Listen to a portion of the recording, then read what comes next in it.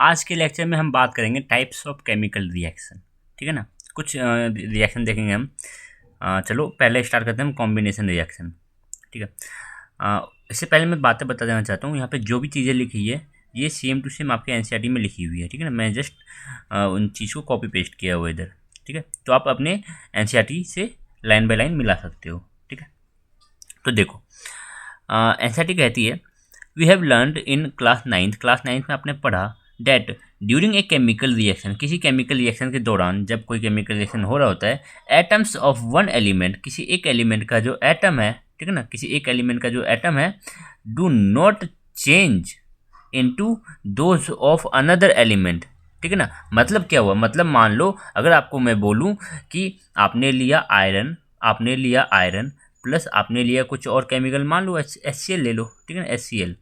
ठीक है ना, अब ऐसा नहीं होगा कि आपने आयरन लिया था तो यहाँ बन के ये गोल्ड बन जाए AU, ऐसा नहीं हो सकता। ठीक है ना,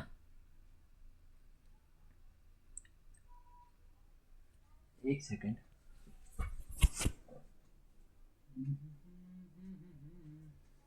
ठीक है, तो ऐसा नहीं हो सकता कि कोई जो आपके पास एलिमेंट है जो आपके पास एलिमेंट है, ठीक है ना, एलिमेंट वो चेंज हो जाए, ऐसा नहीं हो सकता।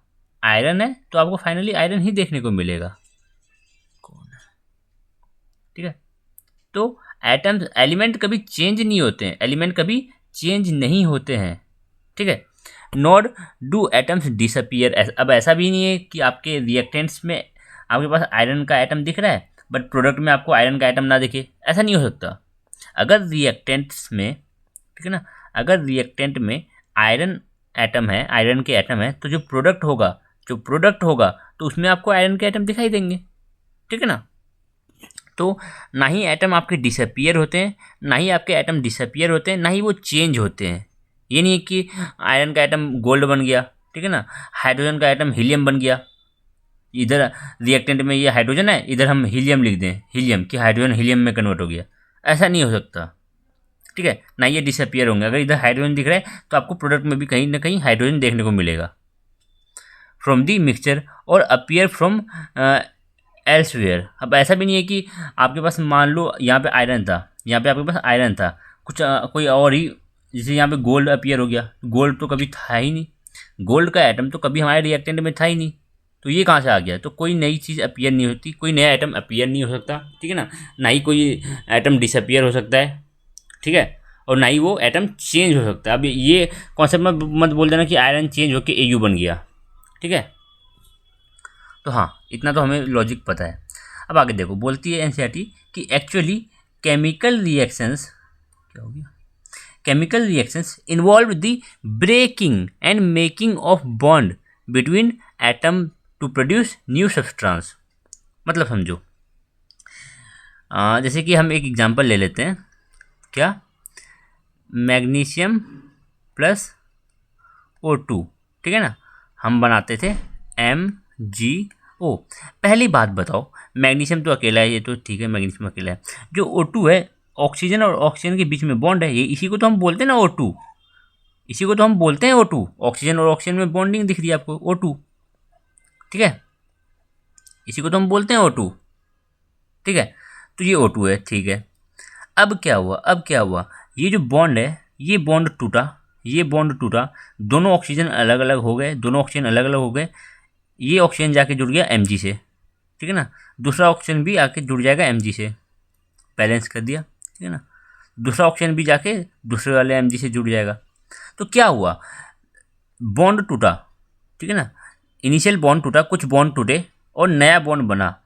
ऑक्सीजन के बीच का बॉन्ड टूटा, ऑक्सीजन और ऑक्सीजन के बीच का बॉन्ड टूटा, और जो नया बॉन्ड फॉर्म हुआ है वो मैग्नीशियम और ऑक्सीजन के बीच में बॉन्ड फॉर्म हुआ है। ठीक है ना, मैग्नीशियम और ऑक्सीजन के बीच में बॉन्ड फॉर्म हुआ है। ठीक है, तो breaking and formation of bond chemical reaction के दौरान क्या होता है, एक्चुअली में होता क्या है केमिकल रिएक्शन में। ठीक है ना, जब आप कोई केमिकल रिएक्शन करा रहे हो तो एक्चुअल में क्या हो रहा होता है, पुराने बॉन्ड टूटते हैं, पुराने बॉन्ड टूट जाते हैं और नए बॉन्ड बनते हैं, यही होता है और कुछ नहीं होता। ठीक है, और ज़्यादा कुछ घटना नहीं घटता, पुराने बॉन्ड टूटेंगे, नए बॉन्ड बनेंगे। ठीक है ना। यहाँ पे ऑक्सीजन और ऑक्सीजन आपस में साथ ही थे दोनों। अब इनकी दोस्ती टूटी, ये ऑक्सीजन गया कि भाई मैं नया दोस्त बनाऊंगा, मैग्नीशियम के साथ मिल जाऊंगा मैं। ये भी बोला मैं भी मैग्नीशियम के साथ मिल जाऊंगा, बस खत्म, दोनों अलग अलग हो गए। तो 2 मॉलिक्यूल आपको मैग्नीशियम ऑक्साइड मिला।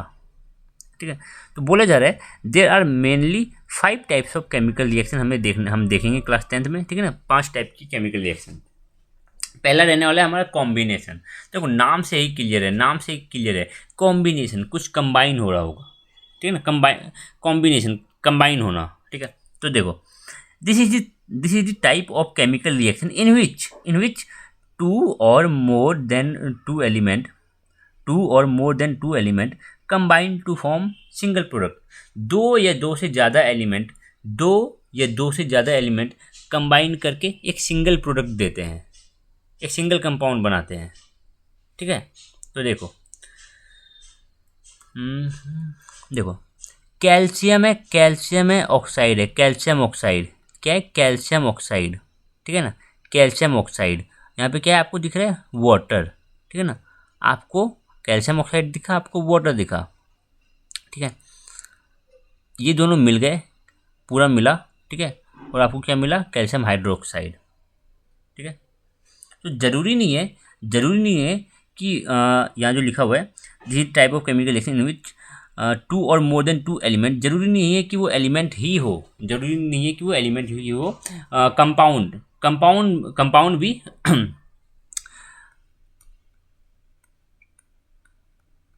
ठीक है, कंपाउंड भी आपस में क्या कर सकते हैं, ये कंबाइन कर सकते हैं। देखो calcium oxide is not a element, calcium oxide कोई एलिमेंट नहीं है। हाँ, कैल्शियम एलिमेंट है, ऑक्सीजन एक एलिमेंट है, हाइड्रोजन एक एलिमेंट है।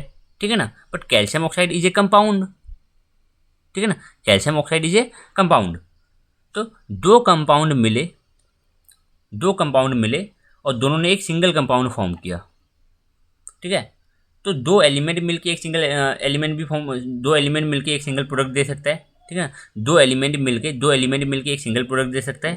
ठीक है ना, दो या दो से ज़्यादा एलिमेंट मिलके एक सिंगल प्रोडक्ट देगा, या दो या दो से ज़्यादा प्रोडक्ट्स, ठीक है ना, दो या दो से ज़्यादा कंपाउंड्स मिलेंगे और एक सिंगल प्रोडक्ट देंगे हमें। तो यहाँ पे देख रहे हो कॉम्बिनेशन आपको देखने को मिल रहा है। तो बोले जा रहा है जो कैल्शियम ऑक्साइड है ये रिएक्ट करता है vigorously with water. Calcium oxide में जब आप वाटर मिलाओगे ये रिएक्शन बड़ा विग्रस होता है। ठीक है ना, बड़ी जल्दी अपने आप होने लग जाता है। इसके लिए आपको कुछ हीट वीट नहीं देनी पड़ेगी, बल्कि इसमें तो हीट निकलती है थोड़ी। ठीक है ना, तो कैल्शियम ऑक्साइड के साथ वाटर एक विग्रस रिएक्शन करता है और क्या प्रोड्यूस करता है, कैल्शियम हाइड्रोक्साइड। और कैल्शियम हाइड्रोक्साइड को हम बोलते हैं स्लेक्ड लाइम, ये नाम याद रख लो। ठीक है ना, ये कॉमन नेम है इसका, कैल्शियम हाइड्रोक्साइड का कॉमन नेम है स्लेक्ड लाइम, बहुत ज़्यादा देखने को मिलता है हमें। ठीक है, तो कैल्शियम हाइड्रोक्साइड हमें देखने को मिला, that releases large amount of heat, इसके साथ एक लार्ज अमाउंट ऑफ हीट भी निकलती है। ठीक है, अब देखो in this reaction calcium oxide and water, calcium oxide और वाटर कंबाइन किए। ठीक है ना, दोनों कंबाइन हुए और फॉर्म किया एक सिंगल प्रोडक्ट। एक ही सिंगल प्रोडक्ट तो आपको दिख रहा है। ठीक है ना, कैल्शियम हाइड्रोक्साइड मिला हमें। Such a reaction in which single product is form, ठीक है ना, ऐसा केमिकल रिएक्शन जिसमें एक सिंगल प्रोडक्ट बने। ठीक है ना, a chemical reaction in which a single product is formed is known as combination reaction. ठीक है ना, is formed from 2 or more reactant, कहाँ से, दो या दो से ज़्यादा रिएक्टेंट होंगे, वो कंबाइन करके एक सिंगल प्रोडक्ट देंगे, इसी को हम बोलेंगे कॉम्बिनेशन रिएक्शन। ठीक है, सिंपल सी बातें रहने वाली है अभी। तो अब हमें यहाँ पे एक बात याद रखनी पड़ेगी कि जो कैल्शियम है ना, कैल्शियम इस पे +2 का चार्ज होता है। ठीक है ना, और ऑक्सीजन पे -2 का। ठीक है, तो कैल्शियम का +2, ऑक्सीजन का -2। आप क्रिस क्रॉस मेथड जानते हो, 9th में हम पढ़ते हैं। तो क्या होगा, इसका 2 इसको, इसका 2 इसको, तो CA2O2, दोनों का O 2 कैंसिल कर सकते हो आप, तो CaO होता है। ठीक है ना, तो कैल्शियम ऑक्साइड प्लस वाटर, जब आप इन दोनों को ऐड करोगे तो आपका कैल्शियम हाइड्रोक्साइड बनता है, जिसको हम स्लेक्ड लाइम बोलते हैं। प्लस इस रिएक्शन में कुछ हीट निकलती है। ठीक है ना, हीट निकलती है। ठीक है, तो यहीं पे हम एक बात कर लेते हैं, एक होता है exothermic reaction, exothermic, exothermic. Exothermic reaction क्या होता है? कोई भी ऐसा केमिकल रिएक्शन, कोई भी ऐसा chemical reaction, any chemical reaction जहाँ आपको हीट इवॉल्व होती दिखे, ठीक है ना, जहाँ हीट रिलीज हो रही हो, any chemical reaction in which heat is released out, ठीक है। और एक होता है एंडोथर्मिक। एंडोथर्मिक, एंडोथर्मिक बिल्कुल इसका उल्टा। कोई ऐसा केमिकल रिएक्शन, कोई केमिकल रिएक्शन जिसमें हीट एब्जॉर्ब हो रहा हो, ठीक है ना, a chemical reaction which absorbs क्या? हीट, ठीक है ना। जिस केमिकल रिएक्शन में हीट का एब्जॉर्प्शन हो रहा हो तो बोलेंगे एंडोथर्मिक है। जिस केमिकल रिएक्शन में हीट रिलीज हो रही हो बोलेंगे एक्सोथर्मिक है, ठीक है। तो सिंपल सा बात अगर बोला जाए कि कैल्शियम ऑक्साइड का, calcium oxide CaO, calcium oxide का वाटर में मिलना, कैल्शियम ऑक्साइड को वाटर से मिलाना कैसा रिएक्शन है? Exothermic, endothermic? तो बताओ कैसा रिएक्शन है? This is a exothermic reaction. Exothermic reaction ये बहुत विग्रस रिएक्शन होता है, ठीक है ना। कभी देखा होगा कैल्शियम ऑक्साइड पानी में डाल के ये उबलने लग जाता है, ठीक है। चलो बाद में बात करेंगे। अब देखो, ए solution of slaked lime produced by reaction 1.3, जो रिएक्शन 1.3 में ये जो रिएक्शन है हमारे पास, ये जो रिएक्शन है जो हमारे पास यहाँ पे स्लेक्ड लाइम बना, ठीक है, स्लेक्ड लाइम जो कैल्शियम हाइड्रोक्साइड बना, ठीक है, CaOH का होल ट्वाइस। OH पे क्या होता है? OH पे -1 होता है। कैल्शियम पे क्या होता है? कैल्शियम पे +2 होता है। तो 2 OH देना पड़ेगा इसके प्लस को बैलेंस करने के लिए, समझ रहे हो ना। तो CaOH का whole twice.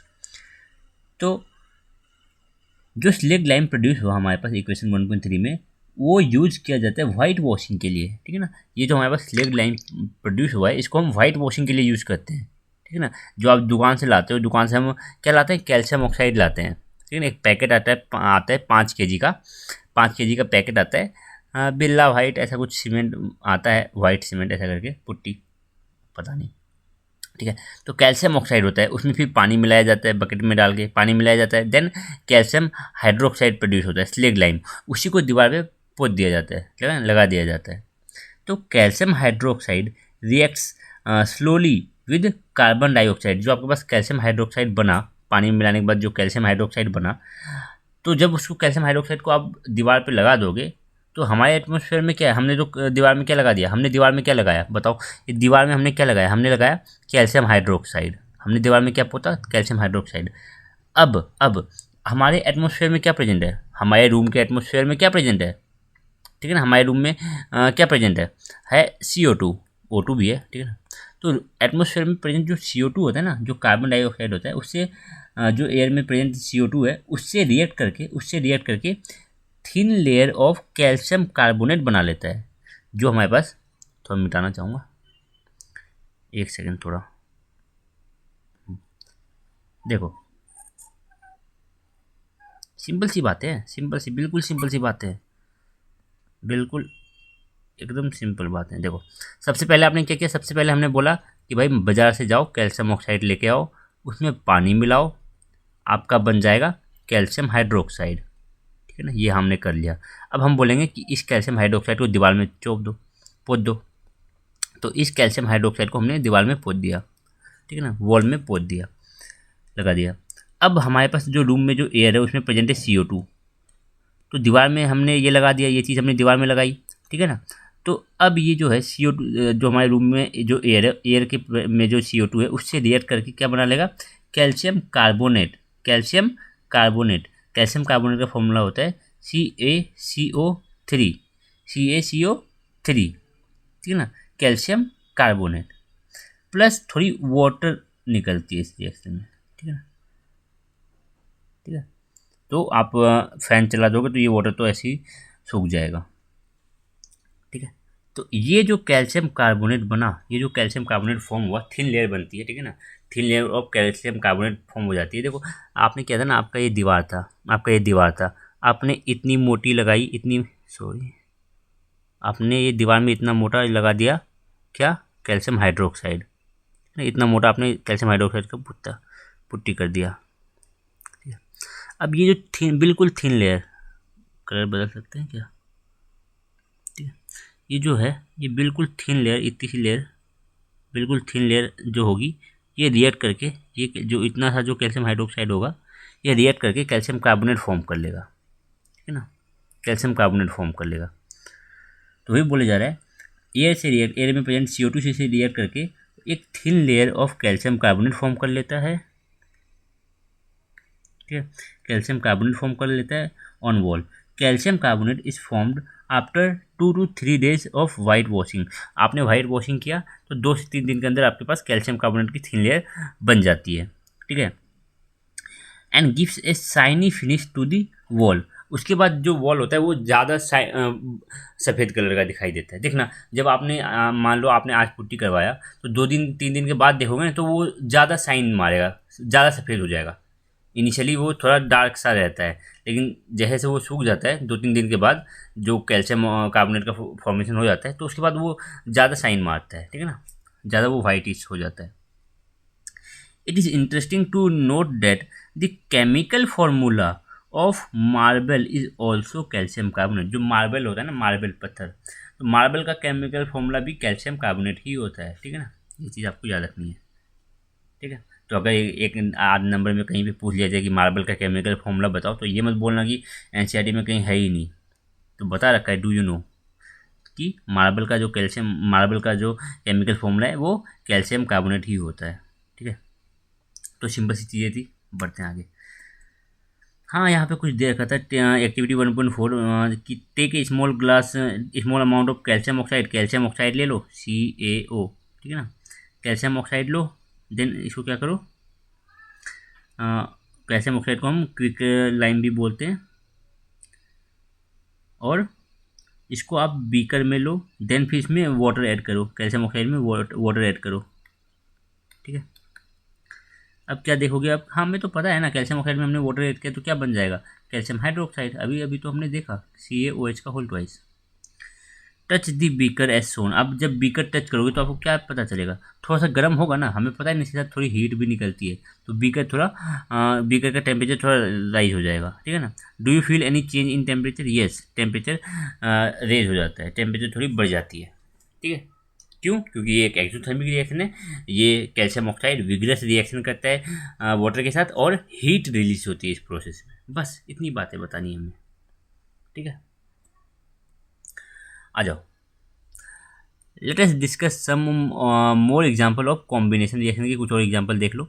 Burning of coil, ठीक है ना, burning of coal, carbon in presence of O2, ठीक है ना, इन प्रेजेंस ऑफ O2, जब कार्बन को जलाओगे तो CO2 प्रोड्यूस होगा। तो सबसे सिंपल एग्जाम्पल है कार्बन प्लस O2, ये देता है आपको CO2, ठीक है ना। Formation of water from H2 and O2, H2 और O2 को मिला के वाटर का फॉर्मेशन होना, H2 प्लस O2, इससे वाटर को फॉर्म करना H2O। बैलेंस करो, 2 ऑक्सीजन दिख रहा है आपको, हाइड्रोजन तो बैलेंस ही है, 2 ऑक्सीजन दिख रहा है, इधर 1 ऑक्सीजन दिख रहा है, तो आप सामने 2 लगाओगे तो अब 2 ऑक्सीजन हो गया 2 ऑक्सीजन, और इधर 2, ठीक है। बट अब हाइड्रोजन देखो, हाइड्रोजन 2 जब 4 हो गया, हाइड्रोजन 4 हो गया, तो इधर अगर आप 2 लगा दोगे तो बैलेंस हो गया। सिंपल सी चीज़ है, ठीक है। तो ये दोनों क्या है, कॉम्बिनेशन रिएक्शन है। देख रहे हो कि 2 रिएक्टेंट मिलके एक सिंगल प्रोडक्ट दे रहे हैं। In simple language, we can say that there when two or more substances, दो से ज़्यादा सब्सटेंस जब मिलते हैं, combine to form a single product, जब दो या दो से ज़्यादा सब्सटेंस कंबाइन करके एक सिंगल प्रोडक्ट देते हैं, the reaction is called combination reaction. देखो डेफिनेशन तो बहुत सारे आ जाते हैं हमारे पास, सिंपल से आपको कोई भी आप इजीली इसको डिफाइन कर पाओगे, ठीक है। हाँ, NCERT की डेफिनेशन यूज करो, सिंपल है, NCERT की जो लैंग्वेज है बहुत सिंपल है। In activity 1.4 we also observe that a large amount of heat is evolve, ठीक है ना, हमने देखा भी था कैल्शियम ऑक्साइड में जब आप वाटर मिलाओगे, ठीक है ना, कैल्शियम ऑक्साइड में जब आप वाटर मिलाओगे तो हीट रिलीज होती है। This makes the reaction mixture warm, ये हमारे जो मिक्सचर है उसको गर्म कर देता है। इस हीट की वजह से जो मिक्सचर है, जो कैल्शियम हाइड्रोक्साइड जो बना हमारे पास, वो गर्म हो जाएगा, ठीक है ना। क्यों? क्योंकि हीट रिलीज हुई है। Reaction in which heat is release along with formation of product product के साथ साथ जब हीट निकलती है, कोई ऐसा रिएक्शन जहाँ पे प्रोडक्ट के साथ साथ हीट भी निकल रही है, तो उसको बोलते हैं एक्सोथर्मिक रिएक्शन। ठीक है ना, एक्सोथर्मिक रिएक्शन। एक्सो एक्सो मतलब बाहर, exo exo exit, exo exit, exit मतलब बाहर, हीट बाहर निकल रही है। एंडो एंडो अंदर, एंडो अंदर, एंडो अंदर, हीट एब्जॉर्ब हो रहा है, हीट एब्जॉर्ब होना तो एंडोथर्मिक, हीट रिलीज होना means exothermic. Other example of exothermic reaction are burning of natural gas, methane, CH4 को O2 के प्रेजेंस में जला दो तो आपके पास क्या बनेगा? सिंपल सी चीज़ हमें पता है, कार्बन डाइऑक्साइड ही बनेगी प्लस वाटर का फॉर्मेशन होगा H2O। ठीक है ना। अब बैलेंस करो, कितना कार्बन है? एक कार्बन एक कार्बन। ठीक है, तो ऑक्सीजन गिन लेते हैं। ठीक है ना, ऑक्सीजन इधर दो है, ऑक्सीजन इधर दो, एक तीन है, इधर ऑक्सीजन तीन है। ठीक है ना, इधर ऑक्सीजन दो है, तो इधर ऑक्सीजन तीन है, इधर ऑक्सीजन दो है, तो दो को तो मैं चार बना सकता हूँ, तीन तो इधर तीन को मुझे इवन नंबर बनाना पड़ेगा। तो अगर मैं यहाँ पे दो कर दूँ तो यहाँ पे कितना हो गया? चार ऑक्सीजन हो गया इस तरफ। अब इधर मैं अगर टू कर दूँ तो इधर भी चार हो गया। अब हाइड्रोजन टू टू या फोर, फोर, हाँ बैलेंस हो गया, देखो बैलेंस हो गया। ठीक है, तो ऐसे ही बैलेंस करना पड़ता है, इसके लिए कोई रूल नहीं होता कि पहले इधर लगाओ वो लगाओ, कुछ रूल नहीं काम करता। ठीक है ना, बस हिट एंड ट्रायल मेथड है, लग गया तो लग गया, नहीं तो दूसरा पहले किसी और को भी बैलेंस करो। मैंने ऑक्सीजन पे ट्राई किया सबसे पहले, तो आप किसी और पे ट्राई करना। अगर ऑक्सीजन को ट्राई करके नहीं बन रहा होता तो मैं पहले कार्बन की कोशिश और हाइड्रोजन को कोशिश करता है बैलेंस करने का। ठीक है ना, देखो, do you know that respiration is a exothermic process. ठीक है ना, रेस्पिरेशन जो है वो एक एक्सोथर्मिक प्रोसेस है। नहीं जानते तो याद रख लो, respiration is a exothermic process. अब रेस्पिरेशन का मतलब क्या होता है? रेस्पिरेशन और ब्रीथिंग अलग अलग चीज़ें हैं। ठीक है ना, O2 को अंदर लेना, ये ब्रीथिंग कर रहे हो, आप ब्रीथ कर रहे हो। O2 के प्रेजेंस में ग्लूकोज C6H12O6, ग्लूकोज को तोड़ना O2 की हेल्प से, O2 के प्रेजेंस में ग्लूकोज को तोड़ना, O2 की प्रेजेंस में ग्लूकोज को तोड़ना और एनर्जी निकालना, ये एक एक्सोथर्मिक प्रोसेस है। इसमें एनर्जी रिलीज होती है, एनर्जी निकलती है। ठीक है ना, ग्लूकोज को तोड़ते हैं तो एनर्जी निकलती है, इसी को बोलते हैं रेस्पिरेशन। रेस्पिरेशन का मतलब O2 की प्रेजेंस में ग्लूकोज का ब्रेकडाउन। ठीक है, we all know that we need energy to stay alive, पता है हमें जिंदा रहने के लिए एनर्जी चाहिए। We get this energy from the food that we eat, हमें ये एनर्जी कहाँ से मिलती है? जो खाना हम खाते हैं उनसे मिलती है।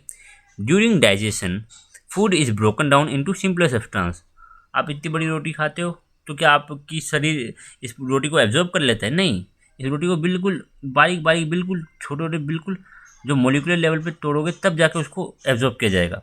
ठीक है ना, मान लो आपने एक रोटी खाया, आपने एक बड़ी सी रोटी खाई, उससे चलो आपने एक छोटा सा निवाला तोड़ के मुंह में डाला। ठीक है ना, उसका भी आपके दांत के द्वारा इतना छोटे से टुकड़े कर दिए गए। अब ये टुकड़ा बेसिकली आपका स्टमक में पहुंचा, तो क्या ये टुकड़ा शरीर एब्जॉर्ब कर लेगा? नहीं। मान के चलते कि ये टुकड़ा बना हुआ है, ये छोटा सा टुकड़ा जो आपके पास टूट के आपके स्टमक में गया, ठीक है, रोटी का ये छोटा सा टुकड़ा, इस छोटे से टुकड़े में मान लेते हैं 50,000 ग्लूकोज मोलिक्यूल है। ठीक है ना, 50,000 ग्लूकोज मोलिक्यूल है। तो ये 50,000 ग्लूकोज मोलिक्यूल को अलग अलग करो, सबको अलग अलग करो, इंडिविजुअल एक एक ग्लूकोज मोलिक्यूल को अलग करो, बिल्कुल अलग अलग। 50,000 ग्लूकोज मोलिक्यूल को हमें बिल्कुल अलग अलग सेपरेट करना पड़ेगा। ठीक है, उसी वही बोलते हैं हम कि जो हमारे पास कॉम्प्लेक्स है, ये अभी कॉम्प्लेक्स फूड है, इसको सिंपलर सब्सटेंस में तोड़ना मीन्स इसका मोनोमर यूनिट, ठीक है ना, उसमें तोड़ दो, देन इसको एब्जॉर्ब किया जाता है। तो वही during digestion food is broken down into simpler substances जिसको एब्जॉर्ब किया जा सके।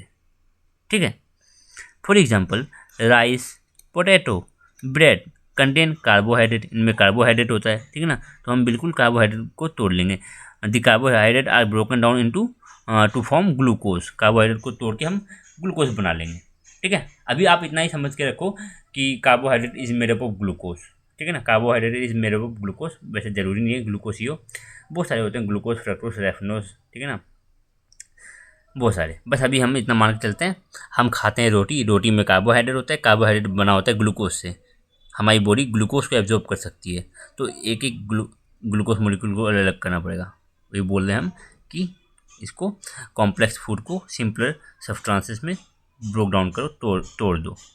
This glucose combines with oxygen, oxygen के साथ कंबाइन करके in this cell of our body and provide cell. Oxygen की प्रेजेंस में, ऑक्सीजन से कंबाइन करना मीन्स ऑक्सीजन के प्रेजेंस में ये ग्लूकोज मोलिक्यूल का ब्रेक डाउन होना, ठीक है। The special name of this reaction is respiration. इस ये जो रिएक्शन दे रखा है, ये जो रिएक्शन दे रखा है कि ग्लूकोज, ये दिख रहा है आपको ग्लूकोज, ये दिख रहा है आपको O2, ठीक है ना। ऑक्सीजन की प्रेजेंस में ग्लूकोज को तोड़ के हमने क्या क्या बना लिया, ग्लूकोज को तोड़ा तो CO2 फॉर्म हुआ और वाटर रिलीज हुआ, ठीक है ना, और प्लस में एनर्जी हमारे पास मिली, ठीक है। तो ग्लूकोज को तोड़ा तो आपको आपके पास क्या देखने को मिला, आपने जब ग्लूकोज को तोड़ा ऑक्सीजन की प्रेजेंस में तो आपको CO2 फॉर्म हुआ, CO2 बना, वाटर बना और एनर्जी बना। CO2, वाटर एंड एनर्जी हमें देखने को मिला, ठीक है। और तो इसी रिएक्शन का नाम है, इसी रिएक्शन का नाम है रेस्पिरेशन। और यही इस रेस्पिरेशन बोलते भी इसी को है, इसी प्रोसेस को बोलते हैं रेस्पिरेशन, ठीक है ना। Respiration is the process of breaking down of glucose molecule to derive energy. Glucose molecule को तोड़ो, उसमें से एनर्जी निकालो, ये एनर्जी हमारी शरीर काम में लेंगी, ठीक है। आगे हम चैप्टर 6 में थोड़ा बहुत पढ़ेंगे इसके बारे में, ठीक है, डाइजेशन के बारे में थोड़ा पढ़ेंगे चैप्टर 6 में, ठीक है। अब अगला point, the decomposition of vegetable materials. जो वेजिटेबल मटेरियल का डिकम्पोजिशन होता है into compost is an example of exothermic reaction. Vegetable material जो आप, जिससे आप कंपोस्ट बनाया जाता है, ठीक है ना, तो वेजिटेबल मटेरियल का डिकम्पोजिशन, ठीक है ना, डिकम्पोज होकर वो कंपोस्ट बन जाता है। तो ये जो प्रोसेस है वो एक्सोथर्मिक होता है, ठीक है ना। सड़े गले जो वेजिटेबल्स होता है उसको हम खेत वेत में फेंक देते हैं, ठीक है, मिट्टी में दबा देते हैं और उसका कंपोस्ट बन जाता है। आपने सुना होगा अगर थोड़ा बहुत गांव से रिलेट करते हो तो, ठीक है। तो हाँ, कंपोस्ट हम बना सकते हैं वेजिटेबल मटेरियल से, ठीक है। ये एक एक्सोथर्मिक रिएक्शन है, मीन्स इसमें भी हीट रिलीज होती है, हीट रिलीज हो रही होती है। Identify the type of reaction taking place in activity 1.1 where heat is given out along with the formation of a single product। Activity 1.1 क्या था हमारे पास, एक्टिविटी 1.1 क्या था, burning of magnesium ribbon, burning of magnesium ribbon था क्या।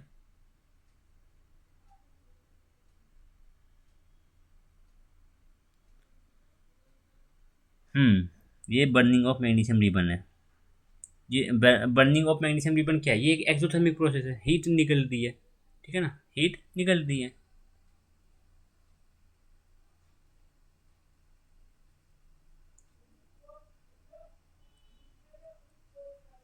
तो activity 1.1 में हमने देख लिया कि हाँ ये भी एक एक्सोथर्मिक रिएक्शन है where heat is given out along with the formation of a single product. Single product हमारे पास क्या बना था, मैग्नीशियम ऑक्साइड। मैग्नीशियम ऑक्साइड क्या था हमारे पास, रिएक्शन बार बार रिएक्शन लिख के याद करो। Magnesium in presence of O2 gives MgO। वो दो है तो इधर मैं 2 कर दूंगा तो O बैलेंस हो गया, 2 को इधर 2 कर दूंगा बैलेंस हो गया, ठीक है। तो ये सिंगल प्रोडक्ट हमें मिल रहा था MgO और ये हीट रिलीज भी हो रही थी, ठीक है ना, हीट इज गिवन आउट। आ जाओ आगे बात करते हैं डिकम्पोजिशन रिएक्शन की, ठीक है ना, बात करते हैं डिकम्पोजिशन रिएक्शन की।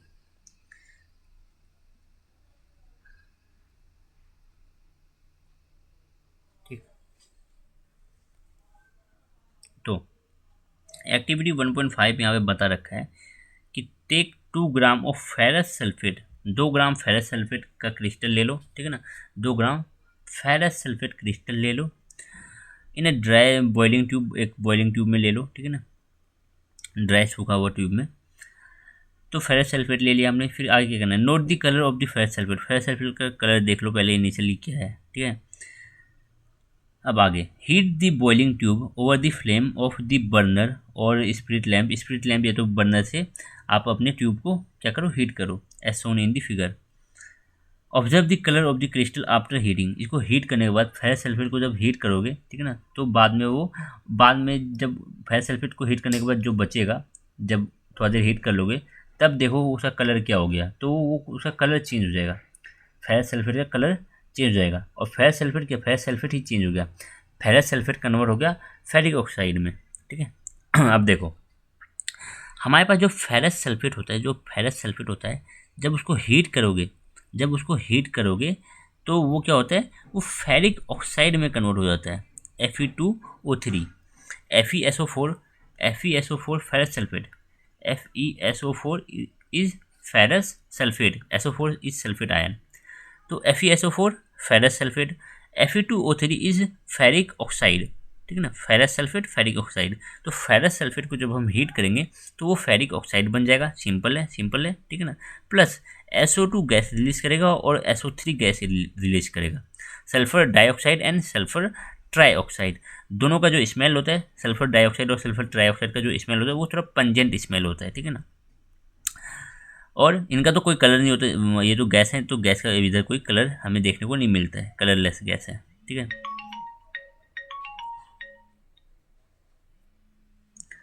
अब देखो, have you notice that the green colour of ferrous sulphate, जो ग्रीन कलर था फेरस सल्फेट का इनिशियली, हैज चेंज, हाँ चेंज हो गया, ग्रीन कलर जो था वो ब्राउन कलर में कन्वर्ट हो गया। क्यों? क्योंकि जब हम फेरस सल्फेट को, अब देखो क्वेश्चन ऐसे पूछा जाता है, जब हम फेरस सल्फेट को हीट करते हैं तो उसका ग्रीन कलर डिसअपियर होके ब्राउन कलर क्यों हो जाता है, तो हम बोल सकते हैं क्यों, जब हम फेरस सल्फेट को हीट करेंगे ना तो वो फेरस सल्फेट कन्वर्ट हो जाता है फेरिक ऑक्साइड में, उसका डिकम्पोजिशन हो जाता है, ठीक है ना, डिकम्पोज हो जाता है वो, ठीक है। तो डिकम्पोज होकर वो फेरिक ऑक्साइड में कन्वर्ट हो जाता है, प्लस SO2 और SO3 गैस हमें देखने को यहाँ मिलती है। You can smell the characteristics order of burning sulphur. In this reaction you can observe that a single reactant, एक सिंगल रिएक्टेंट है, रिएक्टेंट कितने हैं हमारे पास, बस एक ही रिएक्टेंट तो है, ठीक है ना, ferrous sulphate, break down to give simpler product, ये टूटा, ठीक है ना, फेरस सल्फेट ब्रेक डाउन हुआ, इसका ब्रेक डाउन हुआ और ये एक से ज़्यादा हमें प्रोडक्ट दे रहा है, ठीक है। प्रोडक्ट आपको के पास कितने मिल रहे हैं, एक प्रोडक्ट, दो एंड तीन, तो तीन प्रोडक्ट मिल रहे हैं आपको एक सिंगल प्रोडक्ट, आपको एक सिंगल रिएक्टेंट से। Single reactant ferrous sulphate, single reactant produce कर रहा है ferric oxide plus sulphur dioxide and sulphur trioxide, ठीक है।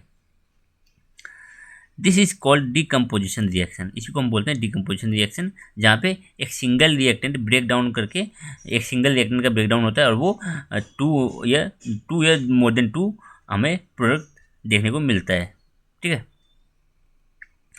फेरस सल्फेट क्रिस्टल, जो फेरस सल्फेट है, loses water when heated and colour of the crystal changes. तो ferrous sulphate initially water of crystallisation होता है इसका, ठीक है ना, इनिशियली जो फेरस सल्फेट होता है, ferrous sulphate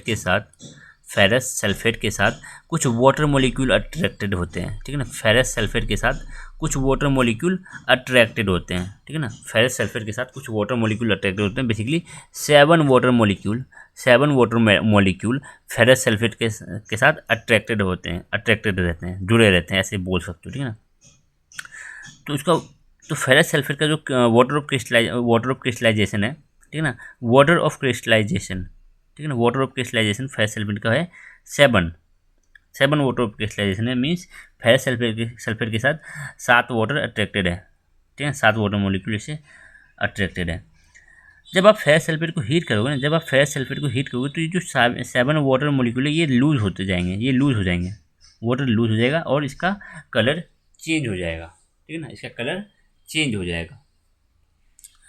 it then decomposes to ferric oxide. तो पहले तो सबसे पहले क्या हुआ, सबसे पहले तो इसके साथ जो वाटर मॉलिक्यूल एडेड था, इसके साथ जो वाटर मॉलिक्यूल अट्रैक्टेड था, ठीक है ना, फेरस सल्फेट के साथ जो 7 वाटर मॉलिक्यूल अट्रैक्टेड था, फेरस सल्फेट के साथ जो 7 मॉलिक्यूल अट्रैक्टेड था, सबसे पहले तो वो वाटर मॉलिक्यूल क्या हुए, लूज हो गए, सबसे पहले वो वाटर मॉलिक्यूल लूज हुए, देन फेरस ऑक्साइड में इसका कन्वर्जन हुआ, फेरस सल्फेट फिर डिकम्पोज होके फेरस ऑक्साइड में कन्वर्ट हो गया, plus sulphur dioxide and sulphur trioxide हमें देखने को मिला, ठीक है।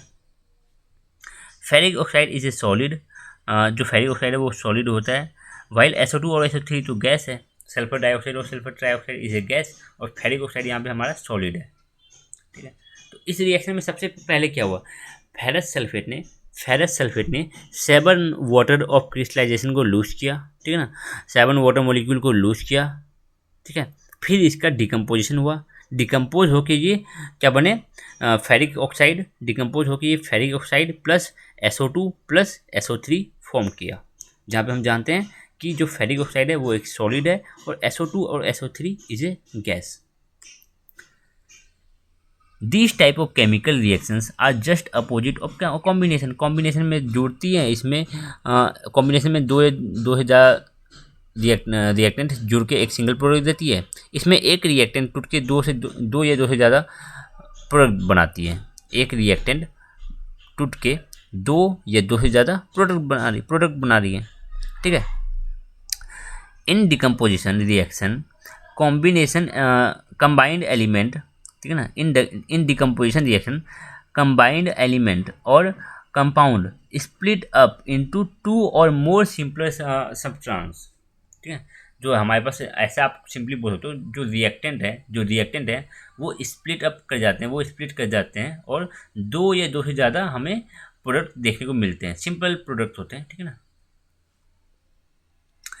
It can be given by 3 method.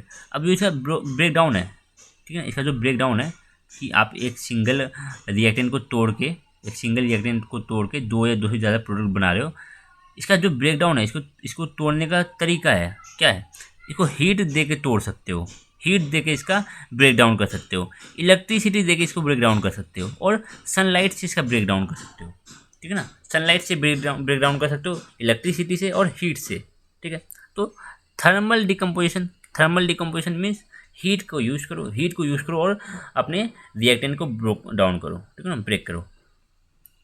Decomposition of calcium carbonate to calcium oxide, calcium carbonate का डिकम्पोज होकर कैल्शियम ऑक्साइड में कन्वर्ट होना and carbon dioxide on heating is an important decomposition reaction. देखो कैल्शियम कार्बोनेट हम जानते हैं limestone बोला जाता है, कैल्शियम कार्बोनेट को लाइमस्टोन बोला जाता है। कैल्शियम कार्बोनेट अभी जस्ट हमने पढ़ा कि जो वॉल पे कैल्शियम हाइड्रोक्साइड था, वॉल पे जब हमने कैल्शियम हाइड्रोक्साइड को अप्लाई किया था, ठीक है, ये क्या हुआ, ये CO2 से रिएक्ट करके क्या बनाया था हमारे पास, कैल्शियम कार्बोनेट। तो जो कैल्शियम कार्बोनेट को जब आप हीट करोगे ना, जब आप कैल्शियम कार्बोनेट को हीट करोगे तो आपको क्या मिल जाएगा, कैल्शियम कार्बोनेट, ये क्या देता है कैल्शियम कार्बोनेट CaCO3। तो कैल्शियम कार्बोनेट को जब आप हीट करोगे तो कैल्शियम ऑक्साइड मिल जाएगा, क्विकलाइन कैल्शियम ऑक्साइड मिल जाएगा, प्लस CO2 निकलेगी, ठीक है, प्लस CO2 निकलेगी। तो बैलेंस तो पहले से ही दिख रहा है, बैलेंस है ये, ठीक है ना, ये बैलेंस है। तो वही बोले जा रहे हैं कैल्शियम कार्बोनेट को जब आप हीट करोगे, ठीक है ना, कैल्शियम कार्बोनेट को जब आप हीट करोगे तो ये calcium oxide plus carbon dioxide form करेगा, ठीक है। Calcium oxide is called quicklime, ठीक है ना, कैल्शियम ऑक्साइड को हम क्विकलाइम बोलते हैं, और जो कैल्शियम हाइड्रोक्साइड था इसको हम स्लेक्ड लाइम बोलते हैं। क्या बोलते हैं, slaked lime, SLAKED, slaked lime. Calcium hydroxide को स्लेक्ड लाइम बोला जाता है, कैल्शियम ऑक्साइड को क्विक लाइम बोला जाता है, कैल्शियम कार्बोनेट को लाइमस्टोन बोला जाता है, ठीक है ना, तीनों का याद रखना। इट हैज़ मेनी यूजेस, बहुत सारे इसके काम है। One is in the manufacture of cement के बनने में काम आता है, ठीक है ना, सीमेंट के बनने में काम आता है कौन, कैल्शियम ऑक्साइड, ठीक है। When a decomposition reaction is carried out by heating, it is called thermal decomposition। जब आप डिकम्पोजिशन करने के लिए, ठीक है ना, जब आप डिकम्पोजिशन करने के लिए हीट का यूज़ कर रहे हो तो आप बोलोगे थर्मल डिकम्पोजिशन हो रहा है यहाँ पे, ठीक है ना। देखो another example of thermal decomposition reaction is given in activity 1.6। तो क्या किया जा रहा है, बोला जा रहा है कि 2 ग्राम लेड नाइट्रेट ले लो, 2 ग्राम लेड नाइट्रेट का पाउडर ले लो, इसको बॉयल करो, लेड नाइट्रेट, ठीक है, PbNO3,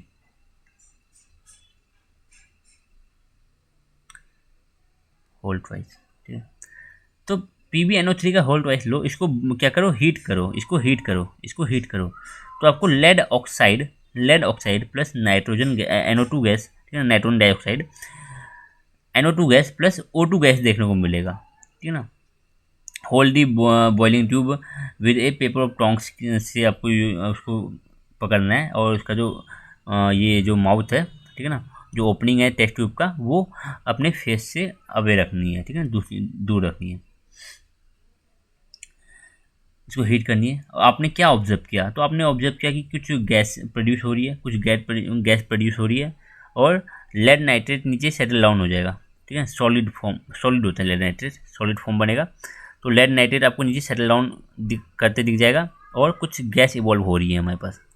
तो हमने क्या इस एक्टिविटी से देखा कि कुछ गैस इवॉल्व हुई, प्लस कुछ चीज़ें प्रेसिपिटेट हो चुकी है। और प्रेसिपिटेट कौन हुआ है, नीचे कौन बैठ गया, lead nitrate, sorry lead oxide, lead oxide. ठीक है ना, लेड ऑक्साइड यहाँ पे क्या हुआ, नीचे बैठ गई है, लेड नाइट्रेट को तो हमने हीट किया था।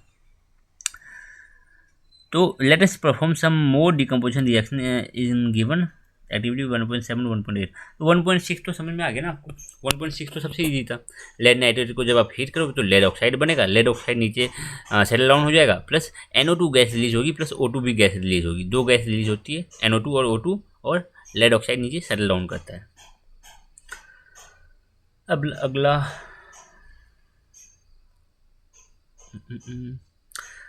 इलेक्ट्रोलाइटिक डिकम्पोजिशन हम अगले लेक्चर में लेंगे। आज के लिए हम इतना ही करेंगे, ठीक है। ज़्यादा कर लेंगे तो ज़्यादा चीज़ें हमें याद नहीं रहेगी। तो सारे केमिकल रिएक्शंस जितने हमने देख रहे हैं ना, जितने भी हमने देख रहे हैं केमिकल रिएक्शन, सबको दिमाग में अच्छे से डाल लो, ठीक है। सबको थोड़ा अच्छे से याद करो, ठीक है। मिलते हैं अगले लेक्चर में, बाय।